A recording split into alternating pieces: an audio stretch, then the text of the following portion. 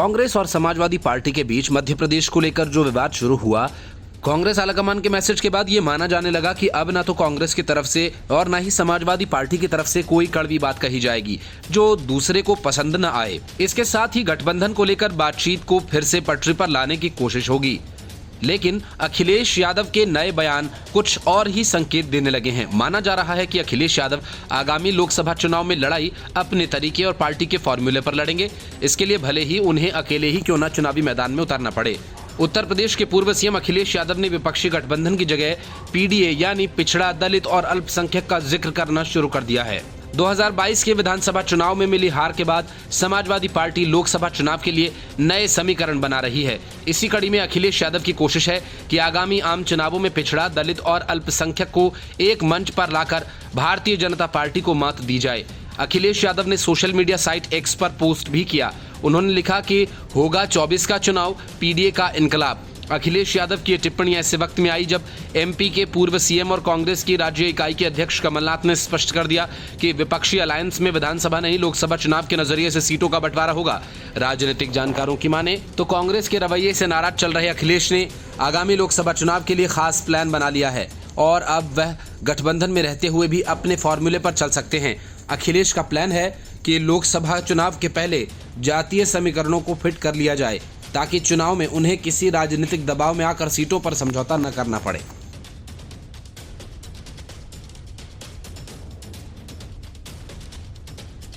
अरविंद केजरीवाल देश के इकलौते ऐसे सीएम हैं जिन्होंने अपनी सुरक्षा में 2 राज्यों की पुलिस को तैनात किया हुआ है, लेकिन घोटालों ने इस डबल डेकर सुरक्षा में इतने छेद कर दिए कि पता नहीं कब मामला हाथ से निकल जाए और वे सलाखों के पीछे पहुंच जाएं। देश की सियासत में इसी डर की वजह से दोस्त तलाशने निकले, विपक्षी गठबंधन में एंट्री भी कर ली, पर अब तक वहां कोई पक्का ठिकाना नहीं बन पाया। मतलब कि सियासत के लिफाफे में वे बेपते के लिफाफे की तरह फड़फड़ा रहे हैं। चुनाव करीब हो तो हनुमान चालीसा का पाठ कर लेते हैं, कभी देशभक्ति की परिभाषा समझाते हैं तो कभी अपने मंत्री विधायकों के हाथों सनातन धर्म का अपमान कराते हैं। अरविंद केजरीवाल की इसी तुष्टीकरण की सियासत पर निशाना साधते हुए बीजेपी ने अपने घमंडिया फाइल्स का 9वां एपिसोड जारी किया। विपक्षी गठबंधन में शामिल राजनीतिक दलों के खिलाफ सोशल मीडिया पर बीजेपी घमंडिया फाइल्स अभियान चला रही है।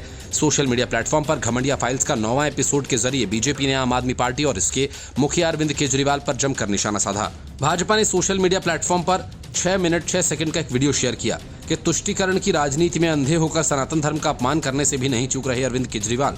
घमंडिया फाइल्स के 9वें एपिसोड में देखिए आम आदमी पार्टी का तुष्टीकरण। भाजपा ने वीडियो में आरोप लगाया कि खुद को आम आदमी पार्टी कहकर सत्ता हासिल करने वाले केजरीवाल आज देश के सबसे बड़े वीआईपी बन चुके हैं। करोड़ों के शीश महल में रहने वाले और सुरक्षा में 2 राज्यों की पुलिस रखने वाले अरविंद केजरीवाल तुष्टीकरण की राजनीति में इस कदर अंधे हो चुके हैं कि वह एक विशेष समुदाय को खुश करने के लिए सनातन का अपमान करने से भी नहीं चूकते। आम आदमी पार्टी में सनातन का अपमान करने वालों में सबसे आगे अरविंद केजरीवाल ही हैं। केजरीवाल ने राम मंदिर निर्माण का विरोध किया था और अपनी नानी की कहानी के माध्यम से राम मंदिर में पूजा नहीं करने के संकेत दिए थे। राम मंदिर निर्माण में देरी का मजाक उड़ाने वालों में भी केजरीवाल सबसे आगे थे और अपने कार्यक्रमों में राम मंदिर बनने का मजाक उड़ाते थे। एक विशेष समुदाय को खुश करने के लिए केजरीवाल ने हिंदू संगठनों को आतंकवाद से जोड़कर बदनाम करने की भी कोशिश की थी। उनकी राह पर चलते हुए ही आम आदमी पार्टी के नेता और दिल्ली के पूर्व मंत्री राजेंद्र पाल गौतम ने विवादित बयान देते हुए श्री रामचरितमानस का बहिष्कार करने की भी मांग की थी। इसके पहले राजेंद्र पाल गौतम हिंदू देवी देवताओं का अपमान भी कर चुके हैं। केजरीवाल एक धर्म विशेष के लोगों को सभी के टैक्स के पैसे की सैलरी देते हैं, जबकि अन्य धर्म पर कोई ध्यान नहीं देते और उनका अपमान तक करते हैं। वे दिल्ली को हिंसा की आग में झोंकने वाले नेताओं का भी बचाव करते हैं। भारत में शरिया कानून लागू करने वाले की बात करने वाले लोगों का समर्थन करने से ये लगता है कि केजरीवाल भी भारत में शरिया कानून ही लागू करना चाहते हैं। ऐसे केजरीवाल अब घमंडिया गठबंधन में शामिल होकर देश की सत्ता में आने का सपना देख रहे हैं, लेकिन देश की जनता उनका सपना पूरा नहीं होने देगी।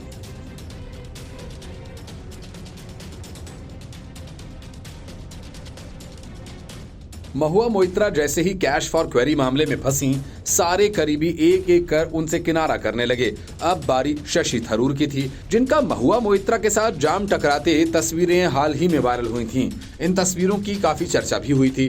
तब से शशि थरूर इस मामले में अपनी तरफ से कुछ भी नहीं कह रहे थे, लेकिन एनआईसी की तरफ से जैसे ही ये साबित कर दिया गया कि महुआ मोइत्रा भारत में थी, उनके पासवर्ड से दुबई में लोकसभा का वेबसाइट खोला गया, उसके बाद अब अपनी तरफ से सफाई पेश करने खुद शशि थरूर सामने आए और तस्वीरों के वायरल होने को लेकर कहा कि ये निम्न स्तर की राजनीति है। शशि थरूर ने तस्वीरें वायरल करने की हरकत को निम्न स्तर की राजनीति बताया और दावा किया कि तस्वीरें एक बर्थडे सेलिब्रेशन के दौरान की थी।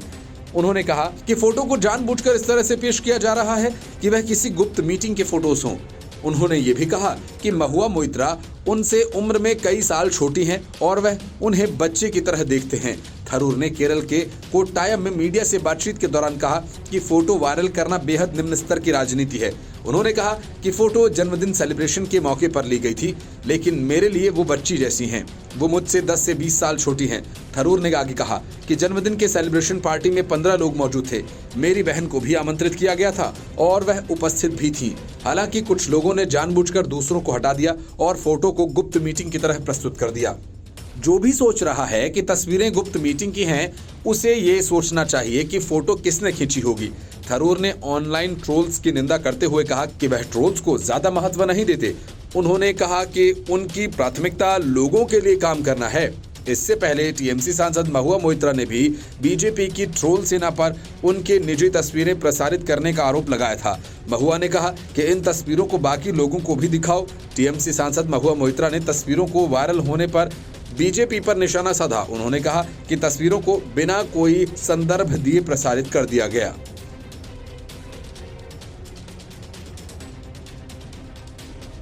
मध्य प्रदेश विधानसभा चुनाव में राजनीतिक दलों द्वारा प्रत्याशियों के नाम की घोषणा का सिलसिला जारी है। प्रदेश के मुख्य दल बीजेपी अब तक 230 सीटों में से 228 पर अपने प्रत्याशी उतार चुकी है, तो वहीं कांग्रेस भी 229 उम्मीदवारों के नामों का ऐलान कर चुकी है। इधर जिन्हें टिकट मिल रहा है वह खुशी जता रहे हैं, जबकि जिनके टिकट काटे जा रहे हैं वे दुख व्यक्त कर रहे हैं। कमलनाथ के बंगले पर पहुंचे हजारों कार्यकर्ता शाहजहांपुर, नर्मदापुरम, जावरा विधानसभा के जिन प्रत्याशियों को टिकट नहीं मिला, उनके समर्थकों में कार्यकर्ताओं में नाराजगी दिखाई दी और प्रदर्शन किया, विरोध जताया। पुलिस ने कार्यकर्ताओं को रोका, फिर भी कार्यकर्ताओं ने अपना हंगामा जारी रखा। कार्यकर्ताओं ने दावा किया कि अगर उम्मीदवारों को नहीं बदला गया तो कांग्रेस को आगामी चुनावों में बड़ी हार का सामना करना पड़ेगा। कार्यकर्ता ओमकार चौधरी ने मीडिया से बात करते हुए कहा कि इसे विरोध मत समझिए, हम सभी कांग्रेस के कार्यकर्ता हैं और कांग्रेस की विचारधारा से संबंधित हैं। जिस तरह से टिकट बांटे गए, उन्होंने गलत उम्मीदवारों को चुना है। पार्टी ने नर्मदापुरम सीट से गिरिजा शंकर शर्मा को टिकट दिया। पूरा जिला इसका विरोध कर रहा है, इसे परिवारवाद के नजरिए से देख रहा है। चौधरी ने कहा कि गिरिजा शंकर शर्मा के भाई सीता शरण शर्मा भी बीजेपी के टिकट पर नर्मदापुरम सीट से चुनाव लड़ रहे हैं। दोनों भाई एक दूसरे के खिलाफ चुनावी मैदान में हैं। पूरे निर्वाचन क्षेत्र के लोग उनके परिवार के खिलाफ हैं, कोई भी उनका समर्थन नहीं कर रहा। गिरिजा शंकर खुद हाल ही में बीजेपी छोड़कर कांग्रेस में शामिल हुए हैं। उन्होंने कहा कि कांग्रेस पार्टी के वरिष्ठ नेता विधानसभा का दौरा कर चुके हैं। ये उस समय कहा गया था, टिकट के लिए सर्वेक्षण जमीनी नेता को ध्यान में रखते हुए किया जाएगा। अगर सर्वेक्षण के आधार पर टिकट बांटा जाना था तो हमें लगता है कि चंद्रगोपाल मलैया का नाम इसमें होना चाहिए, क्योंकि उन्होंने अपना पूरा जीवन पार्टी के लिए समर्पित कर दिया। अब हम मांग करते हैं कि उम्मीदवार को बदला जाए। कांग्रेस प्रवक्ता अब्बास हफीज ने विरोध पर प्रतिक्रिया व्यक्त करते हुए कहा कि पार्टी कार्यकर्ताओं और नेताओं की आपत्तियों को सुनने के लिए तैयार है। हफीज ने कहा कि टिकट वितरण सर्वेक्षण के आधार पर और पूरी पारदर्शिता के साथ किया गया। जिन्हें जनता और कार्यकर्ताओं ने पसंद किया है उन्हें टिकट दिया गया। अगर किसी कार्यकर्ता या नेता को टिकट वितरण पर कोई आपत्ति है तो ऐसी परिस्थितियों में पार्टी उनकी आपत्तियों को सुनने के लिए हमेशा तैयार है।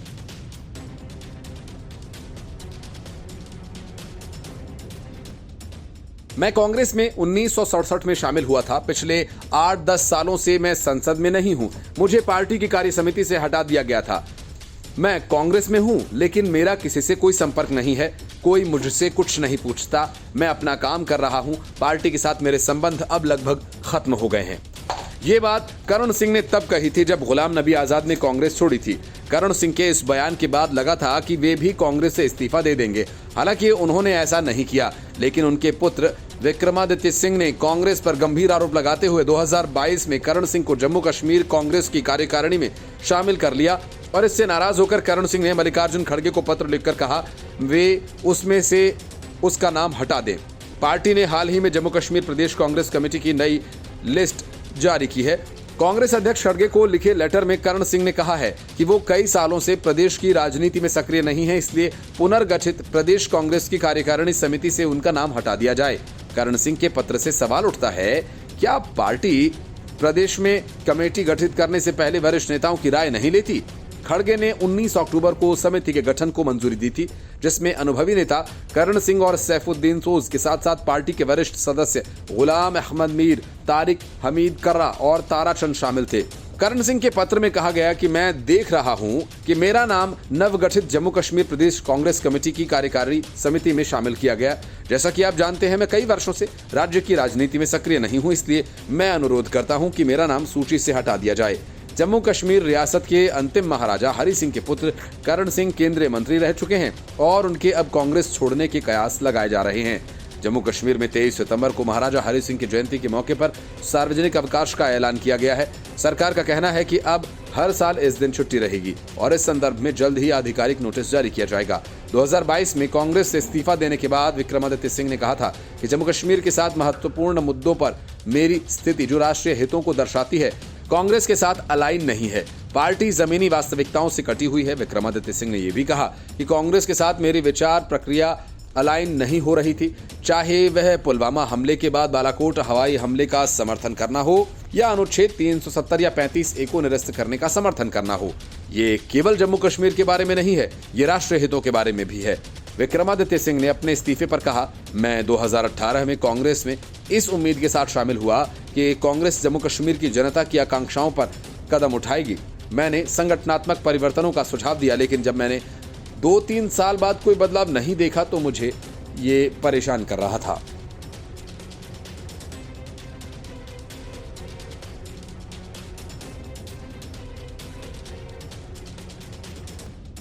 दिग्विजय सिंह को मिर्ची बाबा पर पूरा भरोसा था। भोपाल सीट से जीतने के लिए 2019 में दिग्विजय सिंह ने इन्हीं मिर्ची बाबा का सहारा लिया था।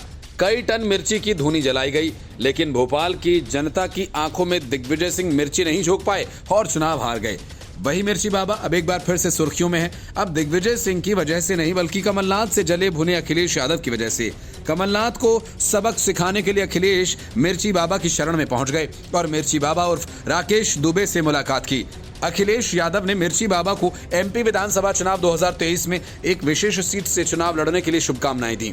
संभावना ये जताई जा रही है कि मिर्ची बाबा सपा के टिकट पर चुनावी मैदान में उतर सकते हैं। उत्तर प्रदेश में बीजेपी के मुख्य प्रतिद्वंदी समाजवादी पार्टी भी मध्य प्रदेश में अब तक 46 उम्मीदवारों की लिस्ट जारी कर चुकी है। 22 अक्टूबर को सपा ने एमपी चुनाव के लिए 12 और प्रत्याशियों के नाम का ऐलान किया था। विपक्षी गठबंधन में शामिल समाजवादी पार्टी एमपी में कांग्रेस के साथ राज्य स्तर पर एक साथ आने में कामयाब नहीं हो सकी। इसे लेकर दोनों के बीच वार पलटवार काफी तेज हुआ। कांग्रेस के प्रदेश अध्यक्ष कमलनाथ के एक बयान के बाद समाजवादी पार्टी भड़की हुई है।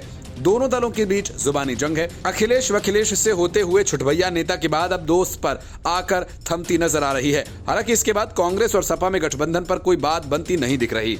चुनाव आयोग की वेबसाइट के आंकड़ों के अनुसार 2018 के मध्य प्रदेश चुनाव में समाजवादी पार्टी ने 52 प्रत्याशियों की सियासी दंगल में इन्हें उतारा था। सपा को केवल एक ही सीट पर जीत हासिल हुई थी। इसमें से 45 उम्मीदवारों की जमानत जब्त हो गई थी। भले ही 52 सीटों पर चुनाव लड़ने वाली समाजवादी पार्टी के 45 प्रत्याशियों की जमानत जब्त हो गई थी, इसके बावजूद सपा एमपी चुनाव में 5 विधानसभा सीटों पर दूसरे नंबर पर पार्टी बनकर उभरी थी। 2018 में सपा को 1.30% वोट हासिल हुए थे। 2018 के एमपी विधानसभा चुनाव में समाजवादी पार्टी ने गोंडवाना गणतंत्र पार्टी के साथ गठबंधन किया था और जीजीपी को गोंड आदिवासियों की राजनीति करने वाली पार्टी के तौर पर देखा जाता है। 18 के विधानसभा चुनाव में समाजवादी पार्टी को बिजावर विधानसभा सीट पर जीत हासिल हुई थी। सपा के प्रत्याशी रहे राजेश शुक्ला ने 36,714 वोटों से बीजेपी के उम्मीदवार पुष्पेंद्रनाथ पाठक को मात दी थी। इस बार कांग्रेस ने बिजावर विधानसभा सीट से अपना प्रत्याशी उतारा है। अखिलेश यादव 2024 के लोकसभा चुनावों के लिए बनाए गए विपक्षी दल में शामिल हैं और अपनी अलग सियासी रणनीति भी जाहिर करते रहे हैं। हाल ही में उन्होंने एक ट्वीट किया था जिसमें उन्होंने लिखा था कि होगा 24 का चुनाव पीडीए का इनकलाब। समाजवादी पार्टी का पीडीए फॉर्मूला छोड़ दलित अल्पसंख्यक समुदाय के वोटों की राजनीति के सहारे अपनी सियासी जमीन तैयार करने वाला ये माना जा रहा है। Bureau report, news of India.